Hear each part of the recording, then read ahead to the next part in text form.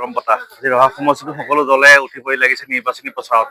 up দলেও ইয়াত উঠি পৰি লাগিছে ৰহা সমষ্টি দখল কৰিবলৈ আপুনি ৰহা সমষ্টি এগৰাকী প্ৰাৰ্থী হিচাপে ৰহা সমষ্টিৰ সঁহাৰি কেনেকুৱা পাইছে আজি নিৰ্বাচনী শেষৰটো দিন প্ৰচাৰ কি ক'ব প্ৰথমে সংবাদ মাধ্যমক ধন্যবাদ জ্ঞাপন কৰিছো ৰহাত এইবাৰ জাৰু চলিব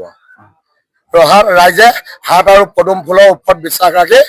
দুৰ্নীতিয়ে ভৰাই দিলে তেওঁলোকে নেতাসকলে বিধায়কসকলে এবাৰ ৰহাত জাৰু চলিব আৰু আজিৰ দিনৰ মানুহ ৰহা সমষ্টিৰ ব্যক্তিসকল ইমান মুখ্য নহয় আঁচনিৰ লোভত বিজেপিক ভোট দিব আৰু সেইকাৰণে এবাৰ ৰহাত জাৰু চলিব আৰু 9 তাৰিখে পুৰা জাৰু চলিব আপুনি ৰহা সমষ্টিৰ বিভিন্ন পঞ্চায়ত গৈছে ৰাইজৰ সঁহাৰি কেনেকুৱা পাইছে বিপুল সঁহাৰি বৰুণ বিকাশৰ কাৰণে সঁহাৰি নাই কিন্তু আম আদমি পাৰ্টিৰ কাৰণে সঁহাৰি পাইছো ইয়াত এবাৰ বিজেপিৰ ফেক্টৰ হ'ব নেকি আচলতে ফেক্টৰ এইবোৰ মোৰ লগত নাই মোক কাম লাগে আৰু মই যিহেতু বিধানসভা নিৰ্বাচন এজন প্ৰাৰ্থী আম আদমি দলৰ আৰু মই ৰাইজৰ ওচৰত যাব লাগে ৰাইজক মোৰ বিষয়ে কৈছো দলটোৰ বিষয়ে কৈছো দলটো দুৰ্নীতিমুক্ত দল আৰু পাঞ্জাৱ দিল্লীত কি হৈছিল সেইখিনি সকলো ৰাজ্যবাসী নাগৰিকে জানে আৰু সকলোৱে ভাবিছে আমাৰ অসমতো লাগে আৰু এবাৰ আমি গছপুলি এটা ৰুইছো বন গৈছো ৰহাৰ পৰা আৰু এবাৰ ৰহাত জয় নিশ্চিত আম আদমি পাৰ্টি আজি প্ৰকাশ কৰি কৈছো আম আদমি পাৰ্টি ৰহাত জয় আৰু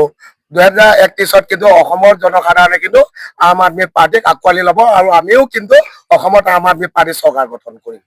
আৰু এই ক্ষেত্ৰত আপোনালোকৰ যথেষ্ট সঁহাৰি সকলো জেগাত গৈছে যুৱ প্ৰজন্ম সকলো আজি আহিছে কি ক'ব যুৱ প্ৰজন্ম আকৃষ্ট হৈছে একচুৱেলি তেওঁলোক অৰবিন্দ কেজৰিৱালৰ কথা আম আদমি নীতি আদৰ্শৰ কথা জানে আৰু সেইকাৰণে কি উন্নয়ন দিল্লীত হৈছিল বা পাঞ্জাৱত হৈ আছে কি আঁচনিবোৰ হৈ আছে আমাৰ অসমতো লেতেৰা আঁচনি চলি আছে আঁচনি বিজেপি চৰকাৰৰ দিনত যদি আঁচনি থাকে তেনেহ'লে বিজেপি ব্যক্তিসকলে পায় কংগ্ৰেছ বা বেলেগ দলৰ কোনো মেম্বাৰে নাপায় কিন্তু আম আদমি পাৰ্টীয়ে সকলোবোৰ কাৰণে সমান চকুৰে চায় আৰু সেইটোৱে আমাৰ প্লাছ পইণ্ট 9 বছৰ আপোনাৰ ৰাজত্ব কৰিছিলে দুৰ্নীতিয়ে ধ্বংস কৰিলে অসমখন আৰু এতিয়া যিজন প্ৰাৰ্থী তেওঁ সেইখন সাধাৰণ জ্ঞানো নাই তেওঁ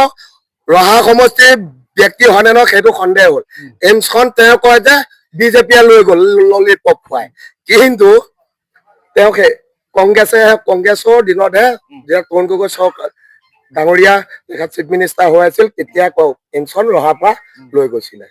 কিন্তু তেওঁ কৈ আছে বিজেপি কিন্তু ৰহাবাসী ৰাইজে জানে কংগ্ৰেছেহে লৈ গৈছে তেওঁ ক'ৰ পৰা আহি কি ধৰণে বিজেপিক দুখ দিছে নাজানো আৰু অহা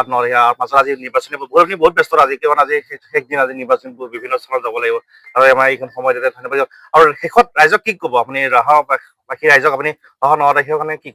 কি ক'ম মই ৰহাত দুৰ্নীতিমুক্ত কৰিম পঞ্চায়তত দুৰ্নীতিমুক্ত কৰিম উন্নয়ন খণ্ডত দুৰ্নীতিমুক্ত কৰিম পৌৰসভাত দুৰ্নীতিমুক্ত কৰিম আম আদমি পাৰ্টি আহিব